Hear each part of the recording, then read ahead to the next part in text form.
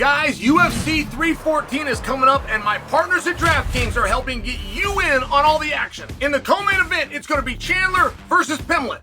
In the main event for the World Championship, Volkanovski taking on Lopez. You are not going to want to miss this fight night, and right now, my partners at DraftKings are offering all new customers $150 in bonus bets when you bet just $5. Download the DraftKings app right now. When you sign up, use the code SONNEN.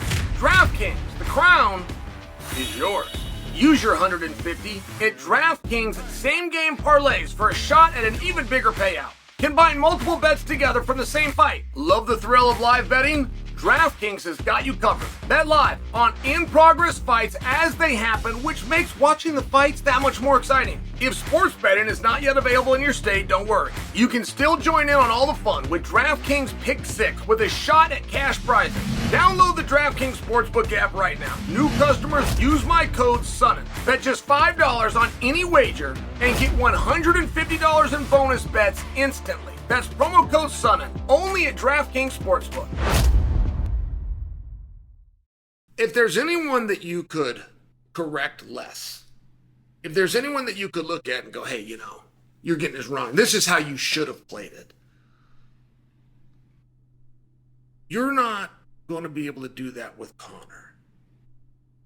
Conor largely wrote the playbook, and you got to sit back and analyze. And many times, if you're in a situation, you're going to the media and you're going to ask yourself, okay, how am I going to do this? The first thing you're going to want to know, what would Chael do in the situation? But the next thing you're going to want to know is, how would Conor handle this? He doesn't get it wrong very often, but I will tell you, and I do not say this not to be funny in the least. This is very literal. There are signs, and when they happen, your guy isn't going to win. And if you were to come back and ask me, what is the correlation? I can't necessarily tell you, but I will tell you that the statement remains true. Let me give you an example. If you ever see an MMA fighter training outside, he's no longer going to win. His career is over. But if you were to ask me to tell you why when an MMA fighter goes and does a training camp that involves him hitting mitts outside in the beautiful weather, or he's on the beach, or in any fashion, why is that a death nail? I can't give you scientifically a good answer to that. It's not like it makes you worse because you were outside. I don't know what the correlation is, but I do know historically, if we see a fighter training outside, it's over. Listen, I was 12 years old, and Mike Tyson was getting ready to fight. I can't remember who he was going to fight. Was it Lennox Lewis? It was a big one. All Tyson fights were. But Tyson did his training camp in Hawaii. And my father was furious. My father had bet on Mike Tyson. He was so mad. Don't forget, the internet wasn't around back then.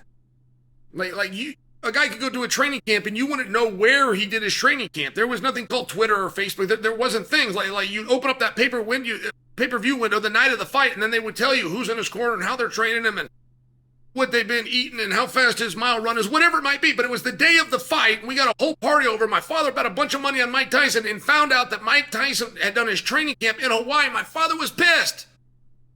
I said, Dad, I don't get it. I was a young kid. I said, Dad, I don't get it. My dad said, how hard do you think he's going to train in Hawaii?